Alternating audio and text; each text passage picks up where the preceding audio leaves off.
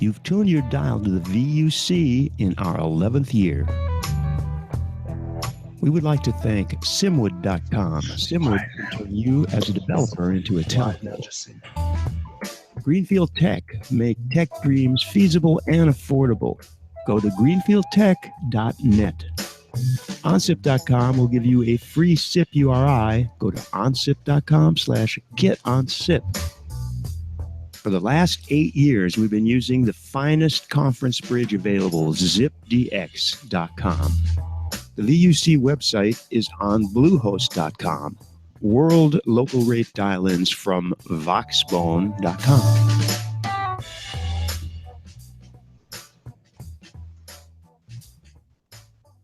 Hey, now we're operating under very strange circumstances here, but we have a great guest who has not been around since 2012, and I'm talking about Darren Schreiber, 2600 Hertz. Morning. Thanks for having me on the show again, guys. It's good to be back. It's great to have you. Sorry for the late start. Good to see you all. Sorry for the late start. Those of you who were hanging on every second of the VUC. What time is it? Where's my bifocals? It's 10 minutes late. Oh, that's a record. James is having a drink. You can see. Yes. What is that? Show us the glass. It's Ribena. Alcohol? No. Okay. That's okay then, because you're not old enough. So we also have, of course, Mr. Andy Smith, who can wave. Yes. And it's Michael Graves, who's back from, see his tan? Back from Hawaii. Tim Panton. Yeah. High res Tim. High def. High def, high res, high def, whatever. Retina Tim. And yours truly, Randy. And I'm here. Gosh, I look not so young with this whole setup here, but you see that I cleared all the junk from in back of me. And we're waiting for word on moving. So with that, speaking of moving, let's move on to Darren and the news of 2600 Hertz and Kazoo. So Darren, you have slides or whatever. You can put those up, or you were going to do a share screen of a demo. But before we do that, let's remind everybody what 2600 Hertz is, where you guys came from. Start at the beginning, but you can be concise and do it in like 30 seconds. All right, 30 seconds. So 2600 Hertz started as an open source project to provide a communications backend for distributed phone systems, really, distributed communication systems. And we aimed to build a worldwide large-scale infrastructures that are easy to deploy and easy to manage. So under 30 seconds. Yeah, of course, I was kidding about that because we probably asked you 5 years ago how you got started in technology. But let's hear a little about you, the human being, before we move on to the. What is that? Oh, that's you. Oop, that was me testing my screen here. Sorry. How did you come to co-found 2600 and that kind of thing? Another 30 seconds or more. Sure. So I had dabbled in actually open source asterisks for many years, but didn't really do it as a serious business endeavor or a serious job role. It just kind of was something I would tinker with constantly. And then when a new open source project called FreeSwitch came about, I was super intrigued and got kind of lucky that I got involved in that project kind of in its infancy still. It was not too well known yet. And I spent many hours participating in trying to teach people about it and trying to build a front end, a UI for FreeSwitch. And we originally called that Blue Box. And the idea was it was supposed to be an app-based modular server-side communication system. My thinking was kind of like a lot of companies keep reinventing basic dial tone, keep reinventing scaling, keep reinventing basic features in the system, but what the users really want is the features that sit on top of it. So if there was kind of a base system that came and kind of already did the basics and then let you tack things on, that it would be much more popular. And I think the FreeSwitch team had the same idea from a C and a back-end engineering kind of strategy.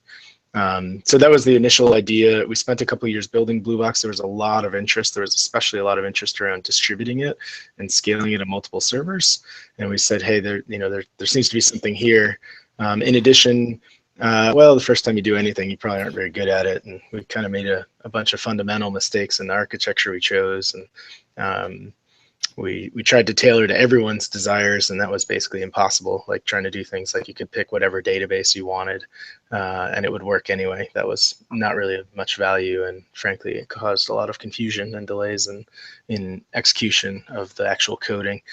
So we kind of decided to start over. We found a wonderful language called Erlang, which was really up for the task, and we decided to sort of try and back it with an actual company behind it for support and professional services to try and get more full-time staff on it. And that led to what's called Kazoo. And Kazoo was really a combination of finding several tools that we really like, Camilio, a product named Big Couch or CouchDB, and of course FreeSwitch has remained in the mix ever since as well.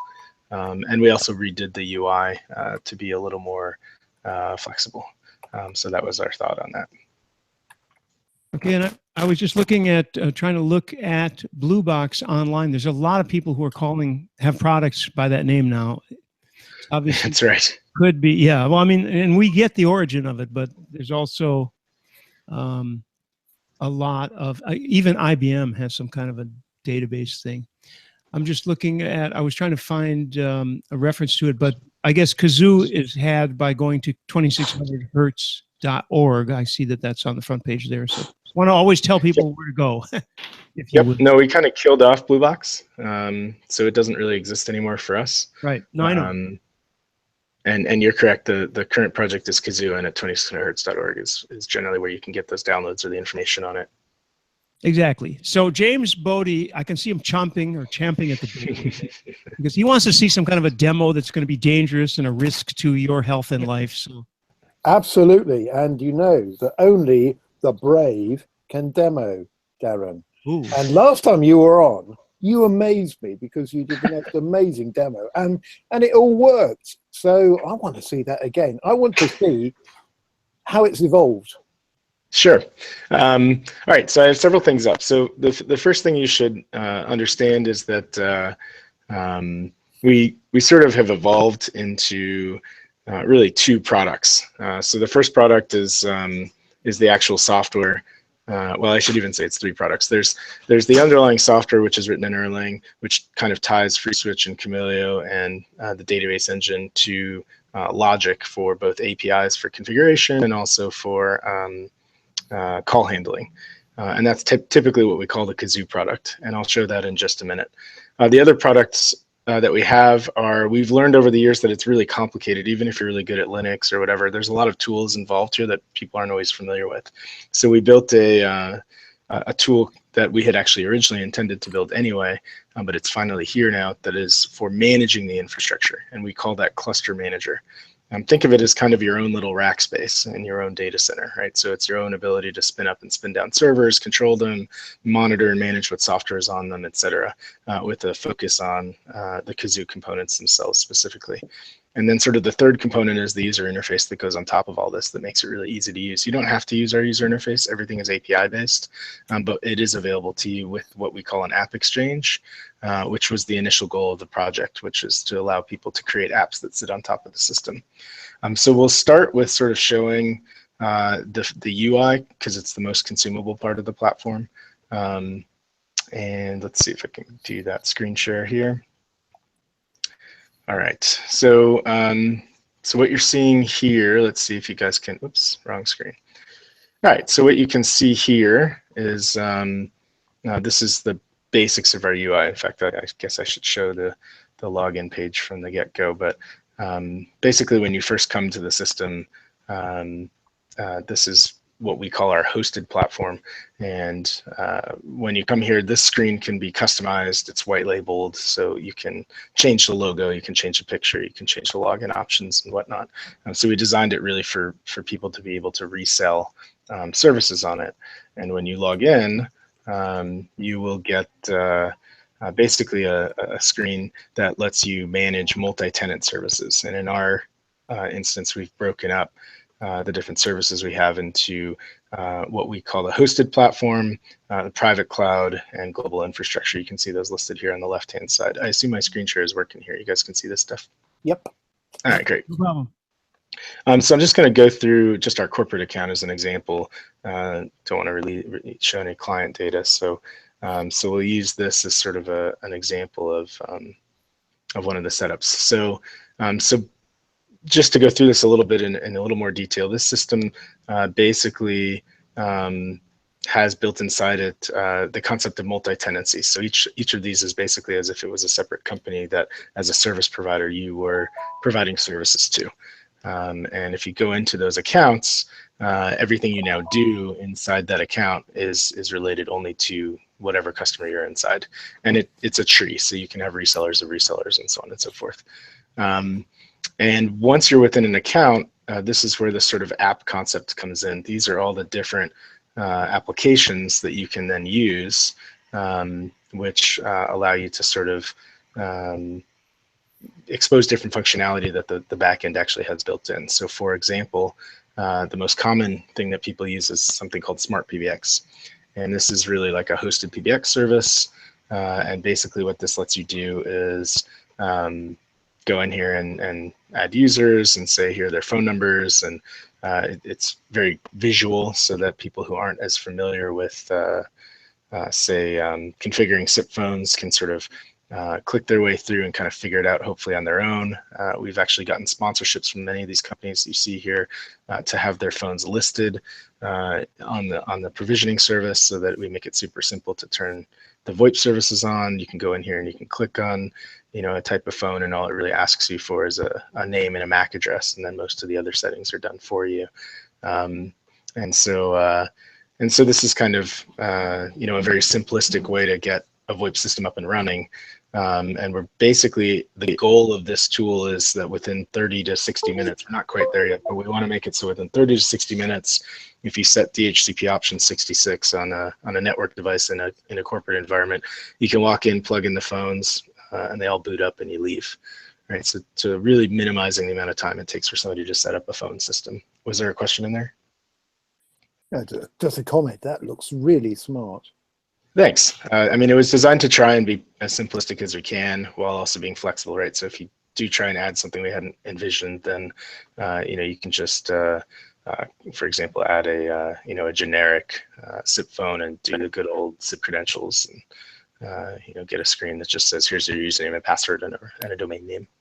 And then once you have the devices configured, there's also a whole bunch of additional options that we also tried to make simple. Like one thing that people struggle with a lot is configuring the BLF keys on their phones. So we tried to make it super simple. So like you can say you want the first key on the phone to just be monitoring a certain person, right? So I want this to monitor Carl, and the second one is monitoring Luis. So pretty simple to get configured, get up and running. And this has been by far the most successful sort of product that we've offered, but it is also open source and available for free. You can download this, and it basically works out of the box. So that's kind of the idea behind the Smart PBX app. Now, to be clear on the power of the platform at this point, that's just one app, right? So the entire concept of a PBX service is an app. Let's say you didn't do PBXs at all, you just did conferences. There's, for example, also a conference manager, right, where you can have a series of call-in numbers. Maybe you have local access numbers all over the world. Maybe you have, only internal extension call-in numbers, and then you can have multiple conference bridges for people who are, using those conferences. And there's kind of a real-time display of this here. Let's see if I can actually pull one of these up. So for example, if I don't have enough people to go and play with this, maybe some of you guys want to join in, but if I call into this conference bridge, this has now been upgraded. The whole platform has been upgraded to now take advantage of WebSockets. Okay. So well, Darren, yeah. This is the VUC, and we just love to join in with your live demo. Sure, give it a try. So just tell us how to dial into this. I'm going to regret this, but here, let me give a number here. So I believe that this bridge, let me make sure I have the bridge number correct first. Well, you could type it into the Hangout chat if you want to limit because there are quite a few people watching, actually. Let's get everybody in anyway. All right, let's get 70 people. Means I got to change all my PIN numbers later. Okay, so that's password 1, 2, 3. So is it So a SIP URI or a telephone number?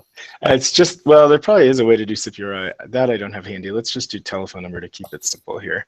Where do you want me to post this? I guess I can probably just put it on the screen here somehow. Well, just read it out.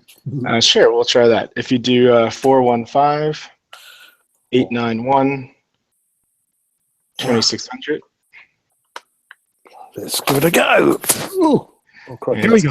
So we're going to threaten all our numbers, though. It's going to show your private secret phone 415. number. So if you don't want your phone numbers being shown forever and ever, then you probably shouldn't call this. Yeah, well, let's face it. Sometimes you have. There's no privacy left in the world. Who's the first person to call in? James. 600 hertz.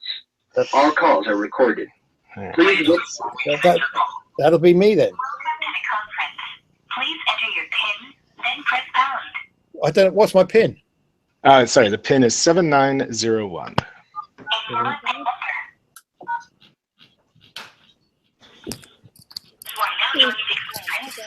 And there we go. So we got some folks in the bridge now, and you can see that. I get the feedback going on here, and of course there's stuff like I can mute you. I can unmute you. I can lock the bridge if we don't want people coming in. A lot of these are free features being exposed. Hey, look at this. Look at all these people coming in. Well, if there's too many, then we can just lock them out. So now you've locked the bridge. So if someone tries to call in, they can't get in now. I won't be that mean. So we'll unlock it. I think this was James, so we can kick James. Whoop, there's a bunch more people coming in. No, that one's not me. Ones. This one maybe? I don't know. There's somebody from, what's 33? That's Randy. Is that Randy? Yeah. Hello. Hey, Randy. Yeah, hello. Hello, I'm here. So you can see that you can play with it. We can do things like mute everybody on the bridge, and then I can selectively unmute specific people. I don't have the moderator pin handy, but I could have logged in as a moderator. So on and so forth. I mean, it's basic conference functionality. And I'm guessing that if these numbers are known, you probably get the little the picture of the person comes up or something like that. We actually don't have the pictures here. The placeholder is for that. We plan to make it tie into LinkedIn, Google, and Facebook, so it'll try and scrape those and show the correct picture. But that doesn't work yet. But that is the intent. The placeholders look nice, though. They really do. Yeah, they're fun. So no, they're cool. Very cool. No kidding. And then I can do things like kick people off, kick you all off here. So you get the idea. So the neater part about all this is it's really being powered. Yeah, Darren, you passed that one with flying colors. The dangerous demo. Okay, right. Well, let's see if I can't wow you with another one that's even better. I gotta. That's right. I'm lulling into a full sense of security. Oh, it's not installed on production yet. That's too bad. So there's another tool that actually lets you see the events as they're happening. I don't think it's in here. Yeah, okay. So let me see if I can get a bridge up on Sandbox real quick here. Well, I won't spend any more time on this. Actually, I don't want to waste too much time on this. But what I was going to show you is there's a tool for showing what's called the Websockets. And all of this stuff is being powered on the back end by Websockets, all the real-time stuff, which is kind of a significant thing in the world of the evolution of both WebRTC and also people wanting much more responsive applications. The old way to do it, which we did talk about years ago that we had wanted to get around, was to have applications kind of pull through Ajax, and they would update every second or two. This is much more real time. It's showing you everything as it's happening. So that's kind of the intent here. So that's just an example of using the WebSockets. I actually do really kind of want to show I know we have a kind of engineering centric crowd. So let me just take one more moment. We have what's called a Sandbox Server for playing on some of the beta apps. So let's see if the WebSockets manager is on there. Yeah, it is. So let me find a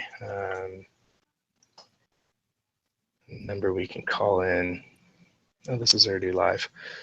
So let's see if I can't quickly find one new conference number real quick. Okay, so I'm going to call one other conference. And basically, it's not so important that you call into this conference, but more that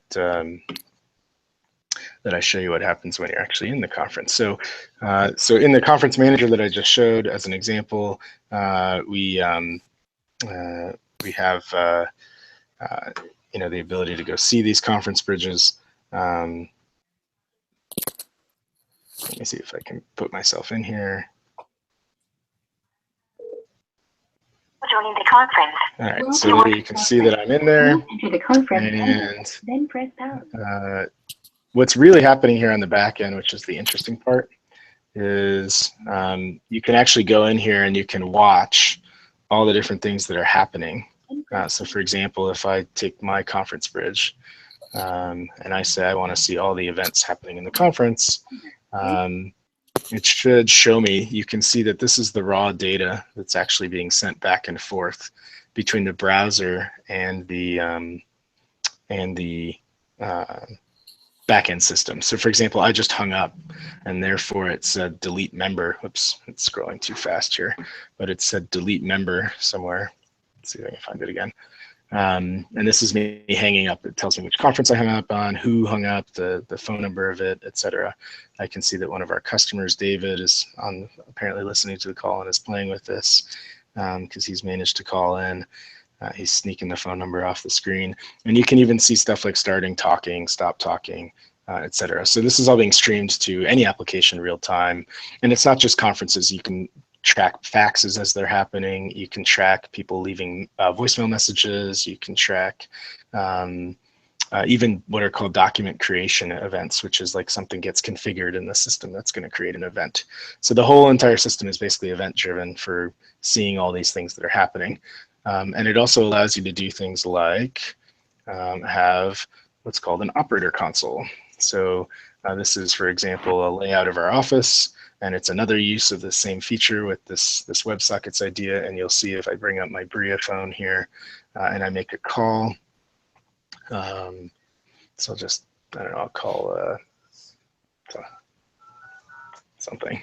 You can see that as soon as I place that call, the system shows that I'm on my MacBook Bria and what number I've dialed, and that I'm currently on a call. And if I hang up, then it immediately goes away. Right, so it's kind of a HUD kind of idea, or a lot of people have had a sort of reception console can view the whole thing. So that's kind of the idea.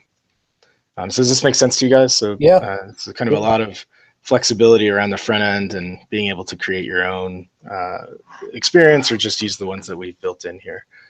So that's kind of the idea. So each of these has become an app, and what's basically evolving, which is what we're shooting for, is what we call an app exchange. So you can go in here and you can basically say, I want to create a new, like for example, they're working on a Google Drive connector, right? So that all of your call recordings can automatically get stored in Google Drive. There's also one for Amazon, right? So these could be apps today. They're all provided by us, but in reality, we want this to eventually be so that you can put in screenshots, you can say what the app does, you can say what the cost of it is, you can provide either an open source or a paid license, and then you can use the open source platform to kind of distribute those apps and have them tie into a backend app store. So that way people can either contribute. We found in open source, like a lot of people want to contribute, but then sometimes they want to get some sort of return for their efforts, but they're okay making some things free and some things paid. So we're okay with that too. So the idea was that you can kind of do the best of both worlds and present either one or more apps within the store, and then people can collaborate and participate together. So it's my hope that by the end of the year, we'll have a third-party app integration store where you can do these things. We have somebody working right now on kind of a licensing engine that will work with everything. And then people can choose their license and they can choose how they want to sort of manage it. And then this thing is kind of off to the races, hopefully. But we knew that even to get people interested, there had to be a base set of apps, right? So we're now at, we used to joke that there were 4 apps in here and it looked kind of stupid, frankly. Now we've got 5 times 1, 2, 3, 4, 5, 6 rows. So we got 30 apps in here, and there's a couple more that aren't shown. So I wouldn't be surprised if we're at 100 internal apps by the end of next year. And then if people are contributing their own apps in addition to that, I expect that this will grow somewhat significantly.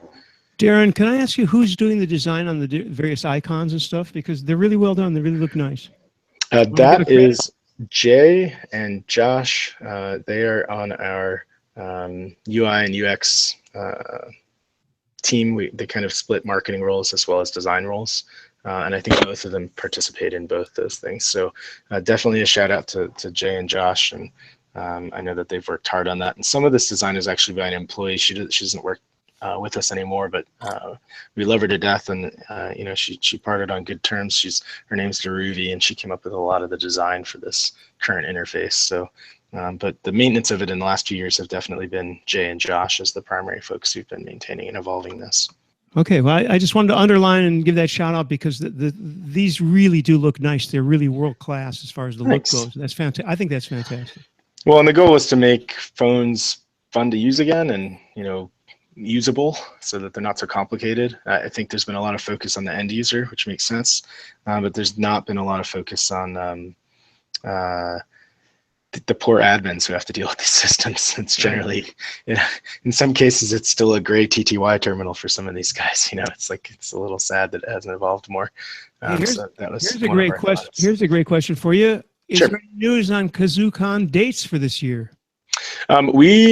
I do not want to spill the beans on what we're doing for KazooCon. It is going to be different than previous years, but I'm going to let our marketing team do that. So I don't have dates for you. I'm sorry. I would love to give them. But Darren, you're going to be at ClueCon later this year. I will be at ClueCon. We'll be presenting at ClueCon. We'll also be participating in the training at the end of ClueCon. I love ClueCon. If you're developer-centric kind of folks, I highly encourage you to attend ClueCon.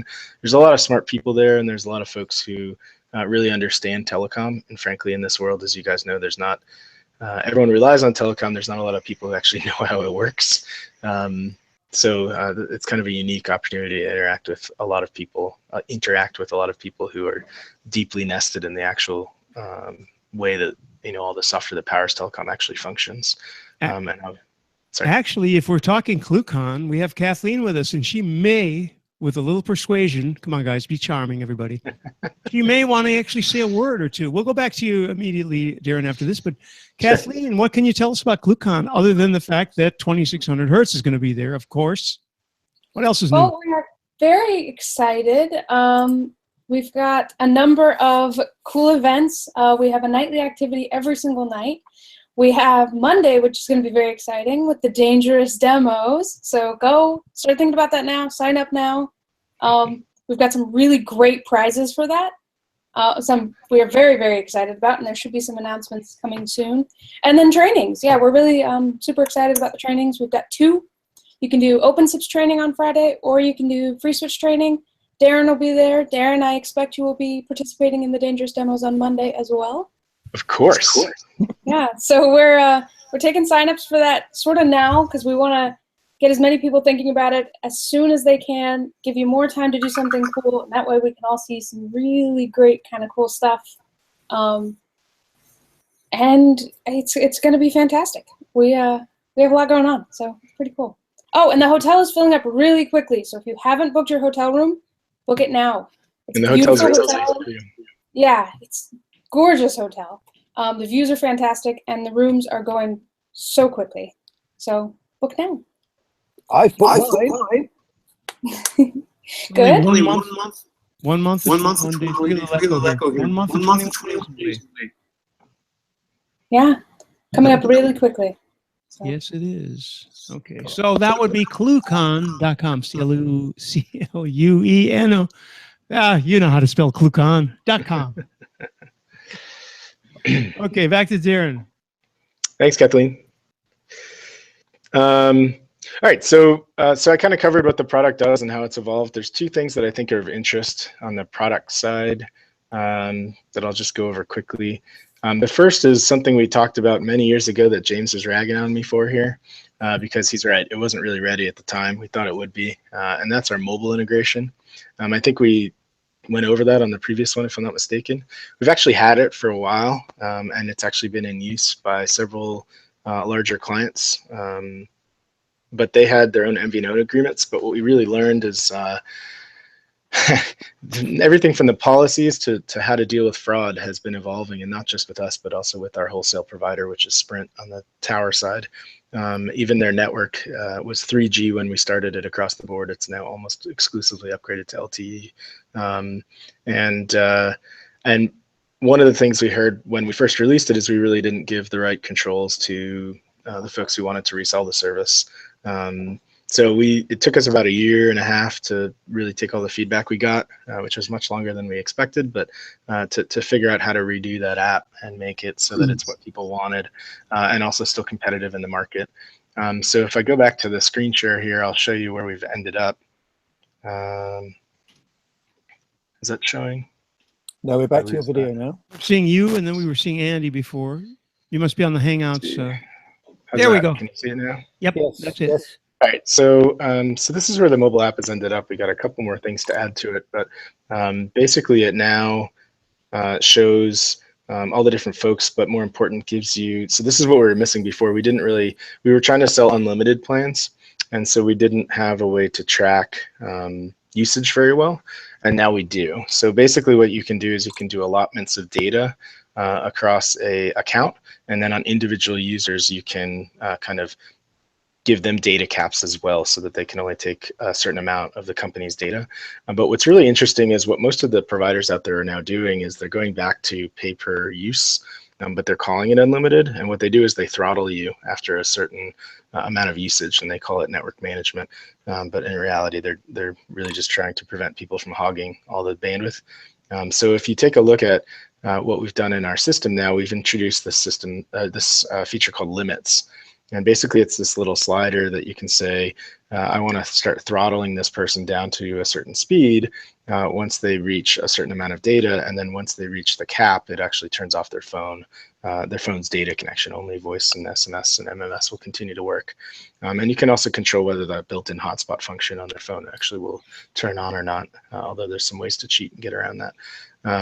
But generally speaking, if you look at services, even like I don't want to compare ourselves to them because they're a very different model, but kind of like a Freedom Pop, they have, a usage history and a limit strategy, and you could almost re-implement that here now in our system like pretty easily. And you could sell data only devices, like we've kind of moved on from just voice.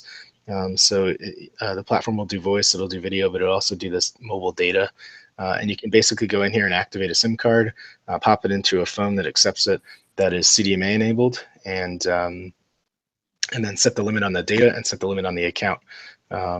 And those limits, again, apply both to the account and also on the account level and on the individual user level. So it kind of gives you protections to make sure you don't end up with some sort of huge bill at the end of the month. So this was in its infancy when we started this previously. This is now a full-fledged product that we've been turning on for people.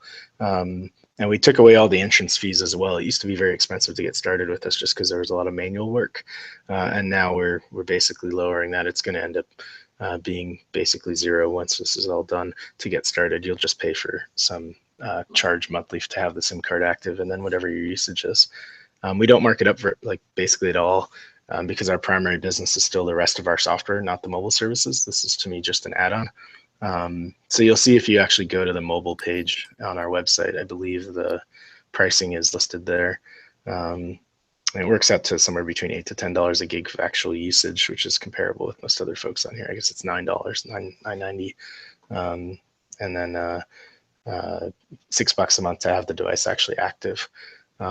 So basically this is active now. So this is something that we had talked about several years ago. It wasn't really ready, and now it's active, and we're actually still hoping to be able to bring on other providers for the back end wholesale at some point too. Right. Yeah, of course, yeah, that's great if you're in the US of A, but if you're that's right. Outside, if you're out of the US, it's not super useful. Not quite so good, but but I'll tell you what, that we're going to have a chat about that.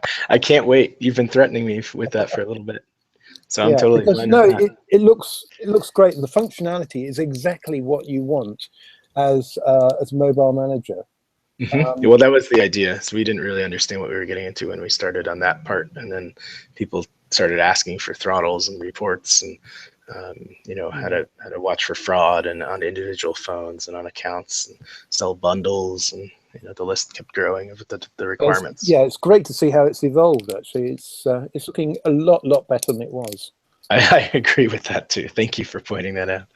And then the last but not least is all of this technology. This is just software, but it has to be installed on servers and managed. And that has been, as you sort of pointed out before the call started, that has been one of the problems. As we've promised as a project, we've promised a lot of great software, but then when people went to try and use it and install it, they really struggled with how to keep the system running. There's a bunch of people out there who've well documented that now and provided support tools for it, but we wanted to provide our own. And we'd always had this vision of building a cluster management tool. And so this is now actually today what is managing our production system. This is finally our cluster management tool. Graphically, we're still working on making it a little cleaner. Basically, it's an overview of the entire system. And if you look carefully, what this is showing you is we have a production cluster here. There's actually also a testing. Oops, I got kicked out of here. There's also a let's call it. Let me see if I can find it. I lost it. There's also a staging environment, which I seem to have kicked off my screen, and a QA environment. So there's different environments. They could all be shown in this section. You could also have a Europe and an Asia and a US cluster listed here in the same view. And then within that cluster, you can expand the cluster, and it shows the different geographic regions that make up that cluster. So we use airport codes to designate where our equipment is. So for example, this is Newark, New Jersey. This is Chicago, and this is San Jose, as some of the examples of what's in each location. And okay, this is probably a good time to talk about the actual hardware requirement. Yep. What do you need to implement a properly configured cluster? So we used to tell people that they needed a minimum of 7 or 8 servers. That was because a lot of our software had some memory contention issues between the components.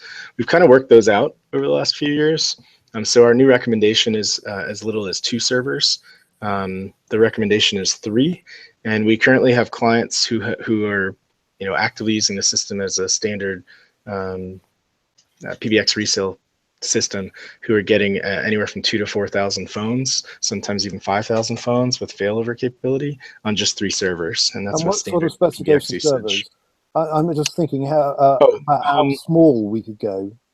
So right now, those are running on some really old pieces of equipment. I think they are Dell R210s. When we started the company, we frankly didn't have a whole lot of money, and so we bought some refurb systems, and they've actually been working really well. I think they are 8 threads, 4 cores, if I'm not mistaken. The main thing we've learned that they must have is SSDs. And what's even more interesting, and I have a little screenshot of it, it's not the best picture, but we've actually been working on, let's see if I can blow this up here. So this is the custom hardware layout. Hopefully you can see this. This slide was. This is what you teased us with last time. Yep, so this is now working. This is in our data centers, and basically we 3D printed the enclosure. We found that they're basically motherboards with, I don't know if you can see on the back, but we mounted SSD hard drives on some of them. You can see one right here. There's one, if you can look carefully, that little dark part. But what we actually did is we discovered so the original system design, and this is where you're correct, James, in your memory on the Raspberry Pi strategy, the real goal was that there was no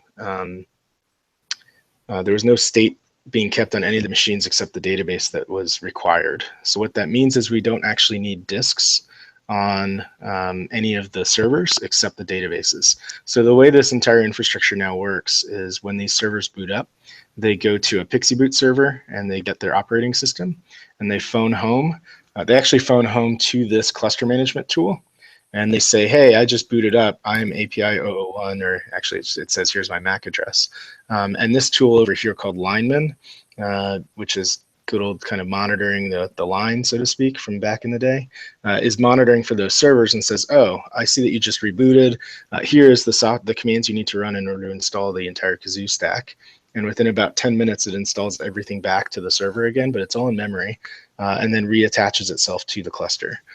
So the idea is that if any of these boards fail, or if you want to expand to more boards, or if you have a power outage, whatever, when these servers restart, they all get a fresh image, and everything is super fast and done in memory. And I save $100 or so per, maybe 200 per board. I don't have to worry about RAID.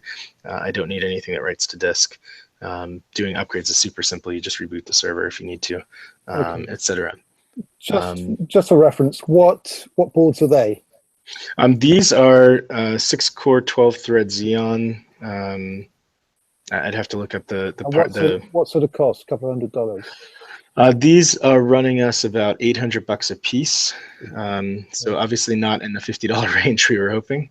We kind of gave up on that part. I'm still hoping someday that exists. But the reality is, if on 3 of these, I'm able to get 5,000 phones, that means that your cost, is 48 cents in CapEx for each phone that's connected in such a scenario. And then, of course, you have data center costs. But it's super cheap. Which was really the intent, right? We thought we could get super cheap by chaining together a lot of little boards. Actually, these boards are cheap enough that we could chain them together and get a lot of capacity from larger boards. What we also found about these boards that was interesting is these are super micro boards in this case. And if you buy their full chassis and all the other fanciness they have, the boards suddenly spike up to about $2,000 a piece. So we've been able to whittle off about $1,400 off the boards by not using their standard chassis and not using their standard backplane and not using all their fancy SDN features that we don't need. So the software architecture itself works around the fact that we don't need those things now, even though they're standard in like a standard cloud-based system. So what are they plugged into? How does the mounting bracket thing work? So this picture isn't showing the cables. There are cables that actually need to be plugged into this. This is before they were plugged in. And we've actually just released a new version of this where the boards are actually going to be flipped upside down and the cables are on the bottom. Basically what happens is you slide the board into a slot. That's just a plastic cutout slot.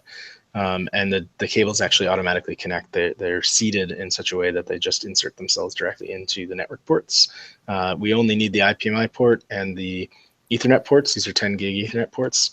And the main reason that we actually went with this strategy is we anticipate that with video, we're going to need a lot more processing power. And that means that the Raspberry Pi and the small servers won't really cut it.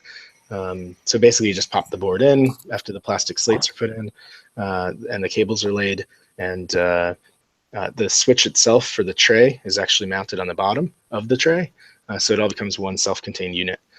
So we can actually put the whole thing in a box and ship it to a data center, and someone just screws it in and plugs in a couple of cables that are bonded to a higher top level switch, and everything's good to go. Okay. And one of the great things I always enjoy about listening to you, Darren, is the way that you're not afraid to admit that you tried something and it didn't quite work out. So we tried a lot of things that didn't work out. And so you just evolved in a different direction, and that's great. Well, Carl is probably responsible for that. He always likes to say it's never good until the third try, and so far he's been batting 100. Usually around the third try, we've made our mistakes and we figure out what not to do again.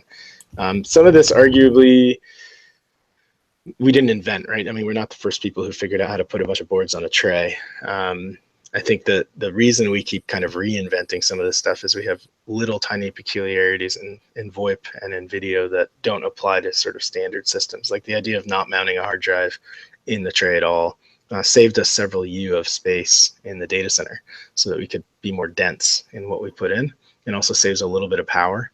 And I think that that's one of the kind of learning lessons. We looked around and said, why aren't we just buying something? And we kept running into the fact that every single design has touts 2 hard drive stores, 4 hard drive stores, and we don't want any. And so it was really hard to find things that matched. And then, of course, when we went on our own, it took a lot longer than we thought, as usual. And so there were some questions about maybe it would be better to just buy something. But in the end, I think this was a good decision because now we can repeat it. And in theory, in 3 racks with this design, we can get, so we managed to fit 18 boards in a 5U space. So we've been doing it at 6U to leave a little air. And so on a 48U rack, we leave some network switches at the top. So it leaves space for about 6 trays. So that means in 3 racks in one data center, we can get about 324 servers. Typically, you'd only be able to get about, let's say, 40 servers, so 120. So we've almost tripled the density in a normal server rack for what can actually be put in there. So that's kind of the idea. That's great. And by the way, good use of the calculator there. Yeah. And then again, the idea will be that, just like a rack space, you can go in here, you can say buy a server, and you can pick whether it's our servers in our data center or a server in some other data center. And then once you've picked the server, you install this program called Lineman on it. It's just a really small C program that phones home and checks in for work to do. And then the rest of the orchestration is managed by this tool. And the real value of this tool is that we basically sat down for the last 7 years and said, what are the things that people ask us to do? And we basically made this task wizard. And what it lets you do is go in here and say, I want to, I don't know, upgrade Kazoo, right? So I want to update a service, upgrade a service, and then I want to upgrade all these servers, or maybe I only want to upgrade the ones in the East Coast first, and maybe I only want to upgrade Kazoo, and so the system sort of already knows what software is where, and then it gives you this sort of guide saying, do you want to run everything simultaneously, sequentially, and then when you're about to do it, it says, you know, hey, this task will restart services, so if something stops, it might cause a problem, and here's what we're about to do, and then it runs it and actually shows you what's happening in there. So you can basically do all of your operational tasks as a sysadmin from this tool, and it logs it, it queues them up, it runs them in the order you expect, and it's smart enough to do stuff like make sure that it's not going to drop a call if it restarts a server in the middle of the day, right? It actually waits for calls to tear down, flags servers is not available to take new calls, upgrades them, turns them back on, makes sure they came back up before going to the next server, and so on and so forth. So a gentleman named Sean has primarily been working on this, and he's done a pretty excellent job on this. And he even made another tool for upgrading and downgrading, so you can literally just say, if you don't understand what you're doing, you can basically go in here and say, I'm upgrading. That's it, and it'll do everything for you. Okay, we have a question about, will the cluster manager be available to open source? We're probably not going to open source Cluster Manager, mostly because it's a lot of work to maintain, and it's a tremendous amount of effort to get all these tasks running. We basically have to pay the people who are making this all day. What we did want to do is make it so it's super cheap and available to open source. We're probably going to make it like 29 or 49 bucks to use it for use of it. So it'll be fairly inexpensive. Historically, we've had to charge a lot because most of our services as a company have been labor. So you're basically paying for time, and people's time is super expensive and not repeatable. This stuff is software, right? We can charge a fee for this and collect that fee from a lot of people, and then use that to pay for the staff's employment. And hopefully not every person is actually requiring an hour of our time for everything they do, right? We make one change and then it applies to lots of people. So this is much more a standard software license model. There are some people doing free implementations of things similar to this. Options out there. I know there's a guy who donated a big system that does this, that's out in the wild. I think it's Docker based. So there's some people playing with that. So there's other options besides this. This is just the primary route that we're going to use for when we have to ensure an SLA and make sure that it's actually QA'd and things of that nature that basically cost a lot of money. Okay, and I think you answered the next question, which was, he says, I was wondering, he or she, actually, we don't know, guest 847, says, absolutely, I was wondering how does it, no, actually that's the next question. The first question was, how does a non-2600 hertz customer get that? And I think you did just answer that, right? Yeah, the whole point of this whole setup is we're moving into a phase now where people will basically be able to log in to this, literally the same exact interface here, this ui.zswitch.net, and create an account and then turn on these apps. And this app exchange is supposed to be automated. So once we have the billing piece done, which is what they're working on right now, you'll actually just go in here and you'll say, I want Cluster Manager, and there'll be a price listed up here. And when you turn it on and you hit save, then it charges for it, and then you're done. Like, you don't even have to talk to anyone. Right. So it's supposed to be super, super simple. Ironically, the entire point of our company was to be self-serve. It ended up being a services-based organization because we didn't have the tools, and so you can't sell nothing, right? So we had to sell something. So we sold our expertise and we sold our time. But now we have the tools, and so we'd rather be selling those because at the end of the day, I think people are much more interested in getting features and bug fixes faster rather than sitting on the phone and talking to us. And it also allows us to via more volume, drive the price way, way down.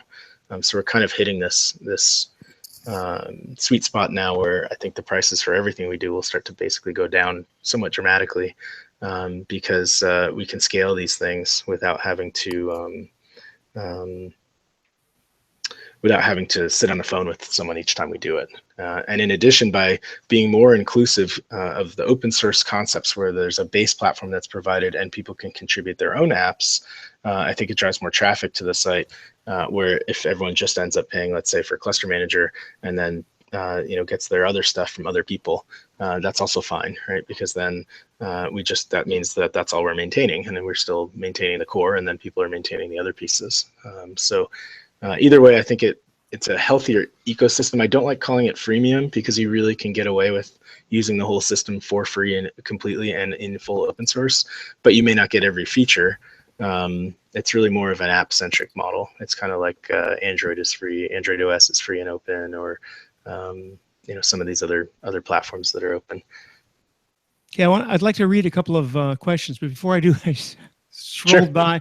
This just scrolled by. Swift on Security on Twitter said, "Aren't all bugs with Microsoft Edge technically edge cases?" So anyway, so MC answered guest 28847's question, the first one. I won't read all that because that person got their answer. Dan Jenkins is saying, I must write my talk. Yes. But there was another question, will open source users be able to purchase the apps? I think you also answered that. Yes. There was a question, though, that wasn't answered, and it is, yes, Mentax. Is it any simple billing? Let me read this sentence. I already know who this is and what he's looking for. Yep. Is there a simple billing?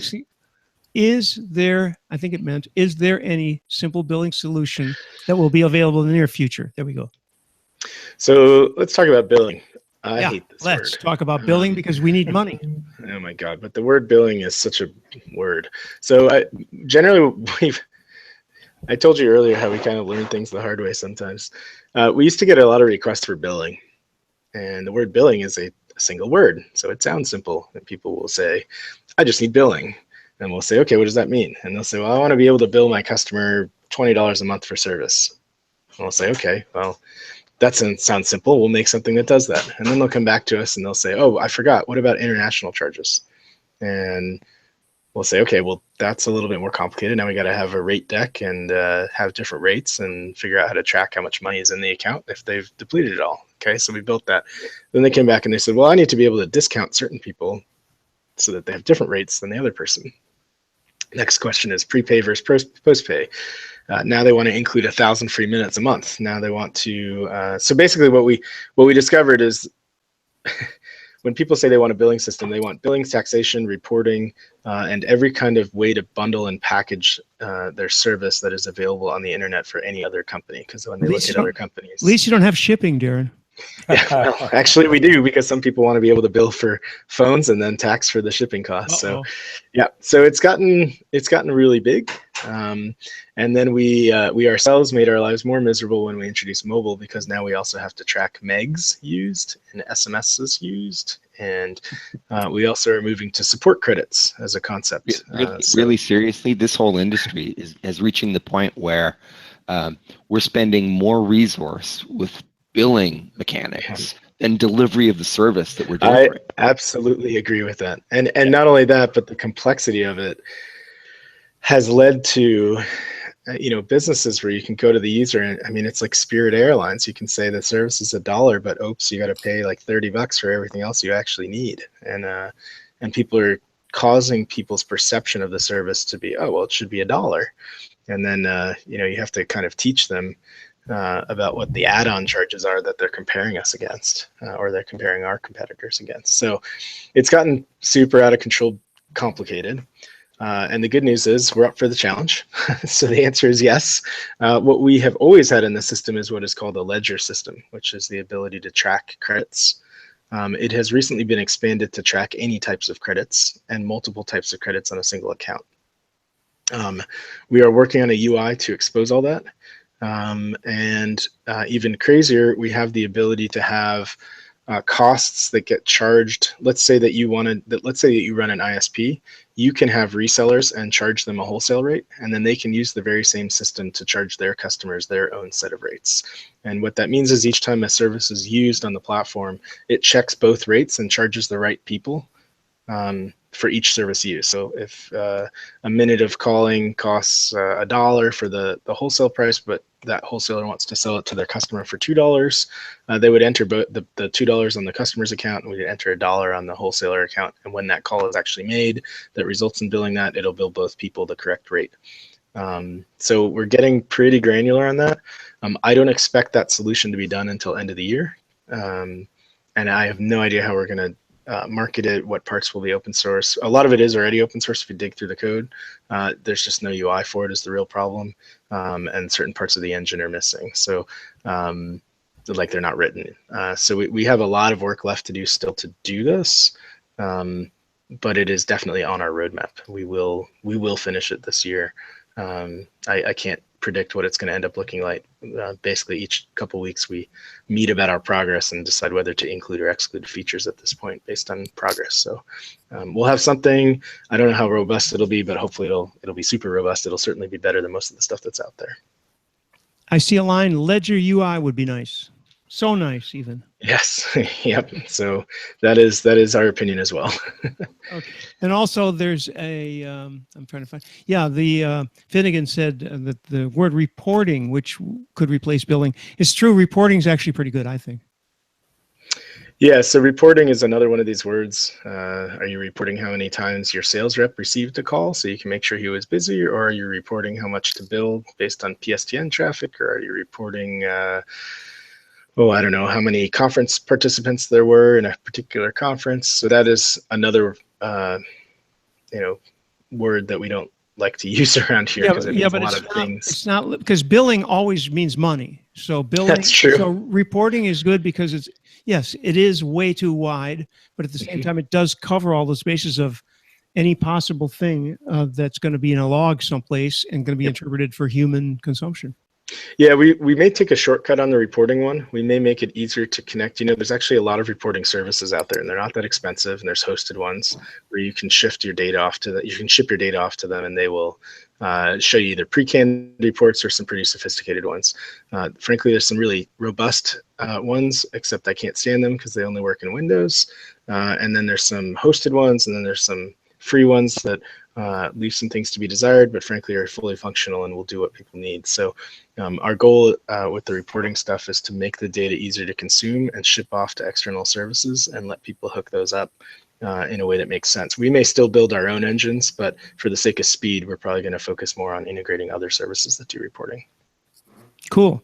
So as I'm telling people in IRC, and of course, if you're on ZipDX by any chance, hit *6. It is, yeah, *6, and say something.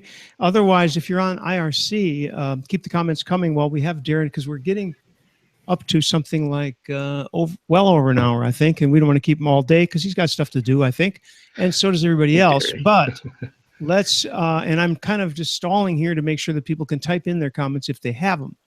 So, yeah, Bong Frog wants to give a huge thank you in capitals, all capitals, for all your hard work, and I agree with that. I'll sign that one too. How about allowing App Exchange for reporting? Yeah, I mean, we want everyone to be able to put apps into the App Exchange. So absolutely, I think that's a wonderful idea. Okay, and by the way, I asked people how they heard about this because we have a very much higher viewer rate now, and I guess your mailing list must be pretty big because I know you just mailed out this morning probably, or yesterday. I have no idea how big it is, but I can tell you that I get all of the auto replies and they don't always tell me when they're sending them. So this morning I woke up to some like 400 or 500. A lot of people are on vacation this week. Yeah, right. Yeah, well, that leads on to a question from me. Clearly, you're growing your Kazoo user base out there. How's it going? I'm particularly interested in Kazoo outside of the USA. How's it going? So that's a really good question, and it's something that I really hope that actually people who are listening pay close attention to. When we started this project, we had a really strong open source presence.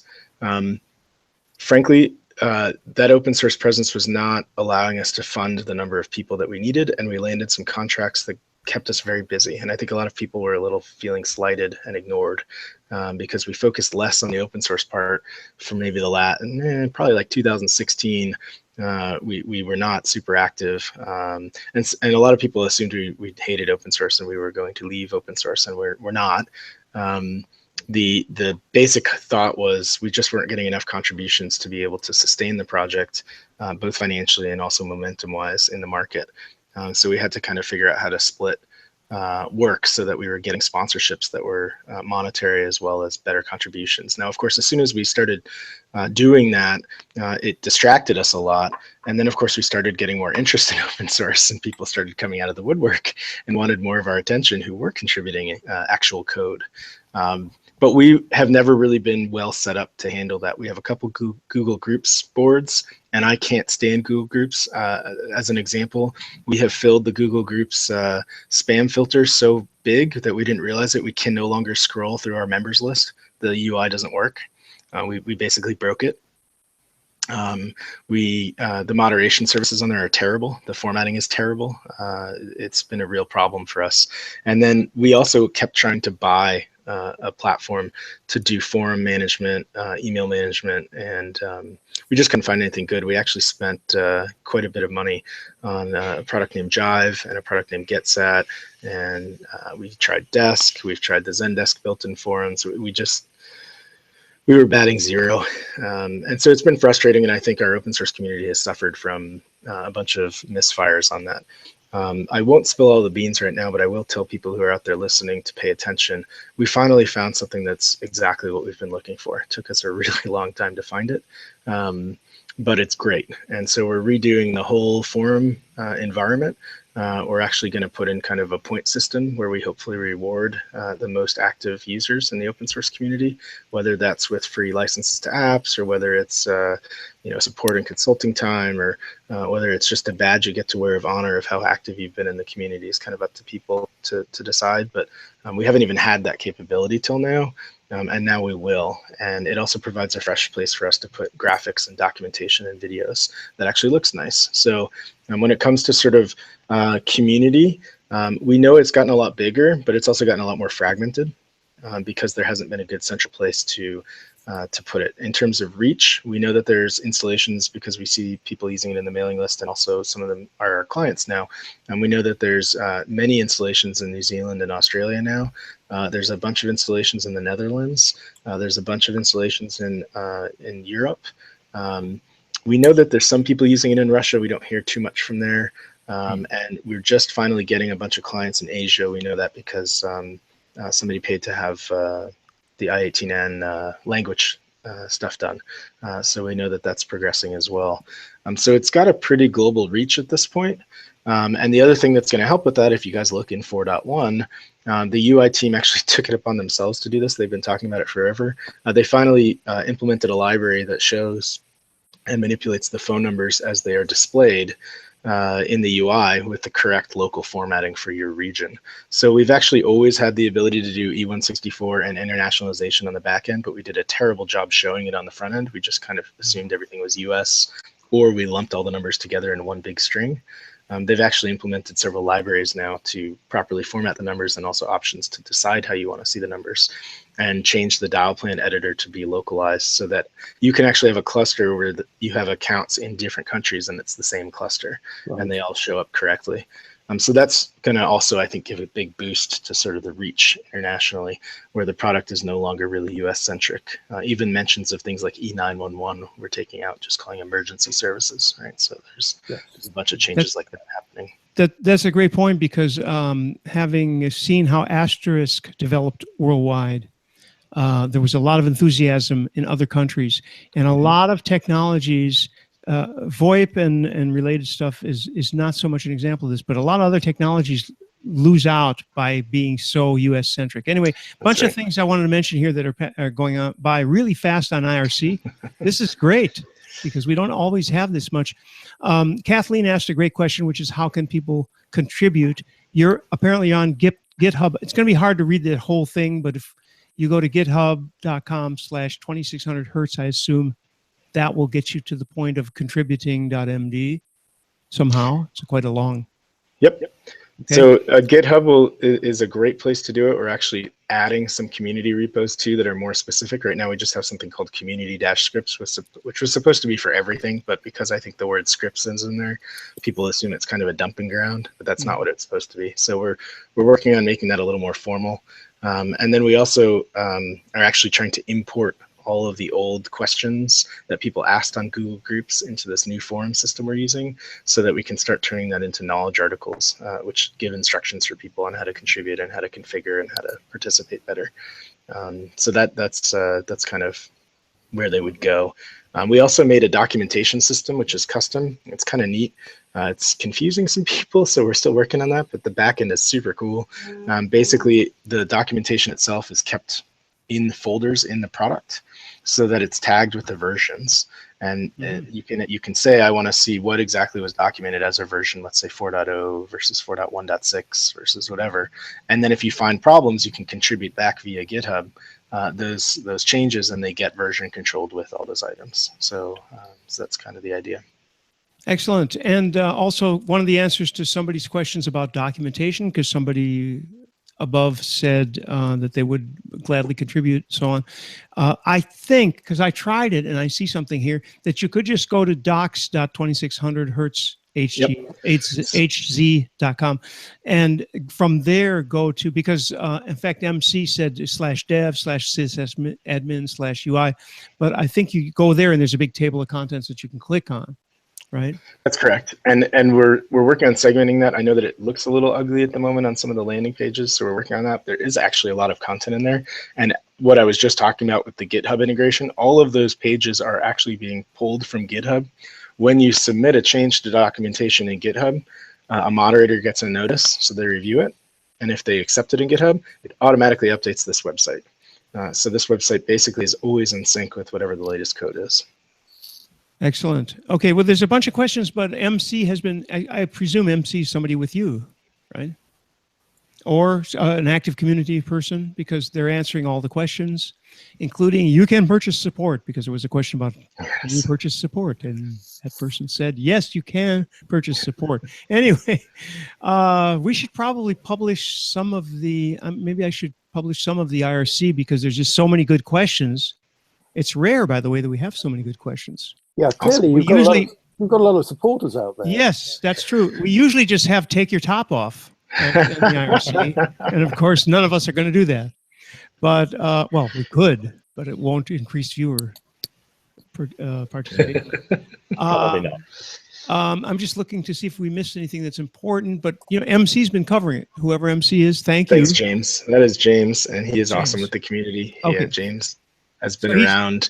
James has been an employee and around as sort of somebody helping since we started the company in my apartment, and his desk was my couch, so he's been around quite a while.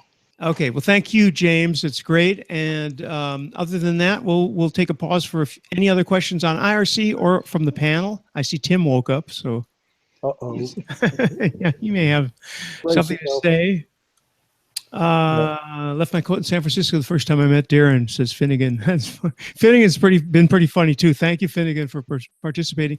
Those of you who just discovered our little conference here Fridays, we do this every Friday at 9 a.m. Pacific time, 12 noon in East Coast, and 5 p.m. in the UK. And next week we're going to have Emil Ivov of somebody. I was hoping James you'd chime Atlassian, Jitsi and Jitsi meet, and Amy was a longtime friend.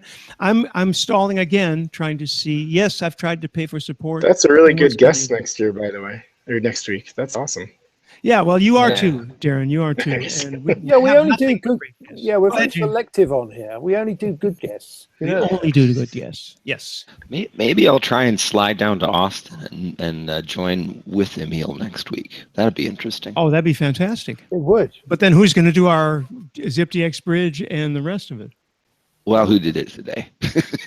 Didn't you? No, I mean we can work that out. But okay. I've been meaning to drop in on him, so let's see what we can do. Yeah, make sure you get Yana on as well. I haven't seen Yana now for about a year. And Alexander.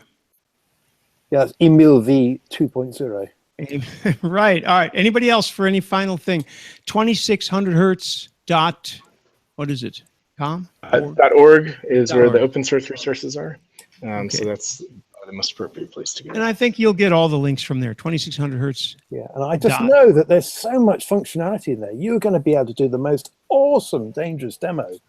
That's the We've got some good ones. One of the ones that we did, we did our first internal hackathon. Again, into trying to get community engagement, we've been debating having some weekly or monthly hackathons that are public, and we said, we should try this internally first and just see how this goes. And one of our engineers, his name is Brett, he hooked Kazoo into this service called Zapier, which is like an API automation and integration tool, but it's very graphical. But it has pre-built-in connectors to all sorts of other APIs. Yeah, we played with it here on the VUC, actually. Yeah, it's actually pretty neat, and it's great for people who aren't super skilled at using APIs. And within 20 minutes of his demo, he had hooked Kazoo into Salesforce and Slack, so that when you received an inbound call, it would call out to Kazoo. Kazoo would call out to it saying, hey, an inbound call is coming in, here's the caller ID. Salesforce would look up the contact, and then it would print in your Slack channel who was calling you in the sales channel. Are those connectors still available? Yeah, I don't know if I don't know enough about Zapier, but I think you can make them public, and I believe he's made ours public. But I'll ask him about that, because there's a whole bunch of other stuff you can do. You can go into Slack, and you can type like /call and make phone calls, and it forces your desk phone to pick up with the number you dialed on intercom, and then connects it to whoever you dialed. So there's some fun stuff you can do. Yeah, I think we're all Slack fans here, because it's just so easy to interface other things into Slack. Yep. Wasn't Slack already bought by Google or somebody? Anyway, wait, I'm just kidding. That was a rumor. DWV is asking what the name, and I'd like you to repeat whoever was talking about the API site again. It's called Zapier, and we're actually going to have Brett show the demo of him. Actually, I don't know if he's going to be the one who wants to do it. He might be too shy to do it, but we will show his work to show how to do it as an instructional guide in one of the webinars we're going to do. We probably need to do a Zapier update show on there, and if we do it, then perhaps you want to come on and demonstrate the Zapier connectors with Kazoo. There you go. Yeah, that would be awesome. I'd be totally down with that. There's some really crazy stuff you can do with it. So doesn't Zapier really remind you kind of like, I mean, I'm not being a coder, it reminds me of Yahoo Pipes. Oh God. Well, no, that was great stuff though. Yahoo Pipes. It just at the time it was fantastic. Yeah. No, that was a very good idea that just didn't get developed. Like a lot of Google stuff, Yahoo did a few things like that were just thrown together, and some team was working on it. But that was fantastic. It really was. Anyway, I think we're out of here. Corrado, don't you have one question? I know you do. No, the fact is that most of these applications and web applications are so US-centric that are difficult then to apply around, especially in the UK, where we have the same language, the same, everything, but it commercially doesn't square with what we have, including the fact that billing again. If you are reselling minutes business to business, you now don't have to charge VAT. So it's a complete okay. Did you say you don't charge VAT? I didn't know that. If you are reselling minutes in bundles, business to business for others to resell, you don't charge VAT. Yeah, reverse domestic VAT. It's a very clever way of factoring out the tax. So if you just bundle things, it just drops out of the equation. And that's why all of a sudden bundles are the in thing. Yeah. Okay, well, we need probably to move over to the mature audiences segment. Or at any rate, end this because it's getting long. But Darren, thank you very much, and let's not wait 5 more years for the next one. Yes, sorry about that. Indeed. Thank you guys very much, and I'll probably be joining you next week for the Atlassian one as well because I'm excited about that. That'd be fantastic. We'd Tell love me, to do see you you there. guys have? I don't get a newsletter or anything when you guys are doing this. Is there a list I can sign up for to get on the VUC? for instance? Actually, it's Twitter with VoIP users, at VoIP users on Twitter, or it's VUC.me for there's always a blog post for the week. Technically, Is there there was a way? it still exists, but we don't use it for anything. So is there a way to get an email notice when you guys are signed up? Not really. Not really. Maybe, Okay. maybe We're so sick I'll of have getting to- them ourselves that we don't. You'll force me to actually sign up for a Twitter account then, I guess. Let's see. Well, you don't have to. You just go to VUC.me. Yeah, I see what you're saying. You want to push. Well, we'll think about that. Yeah, there is actually a mailing list, but we don't post to it. So, You can yeah, subscribe right. to the YouTube channel as well, and that'll give you the videos after. Oh, that's a good idea too. Thank you, Kathleen. That's excellent. That's an excellent point. I think that's all automatic. That doesn't require us to say, send this out to your, so yeah, sign up. The YouTube channel will be obvious if you look for it. It's VoIP users, I think. Oh God. Maybe we yes, can please. just I'm on right now. I got you. implement it. Then you need to register and not just to subscribe, but also to click the infamous bell to get all notifications. Otherwise, you get some of them, not all. See, of them. the thing is, and this I'm going to end with this. We really want people to want it. Otherwise, we're not going to push. We're not going to notify, and we're not going to send you email. You want it, come and get it. But we'll try to make some effort to figure out how. It could just be me. So either way. Okay, All right, well, that Darren, sounds good. Thanks again. And thank you guys again for everybody. having me. Okay, cool. And thanks to everybody who participates. We're going to click this button. We'll still be here, but you won't. Well, that was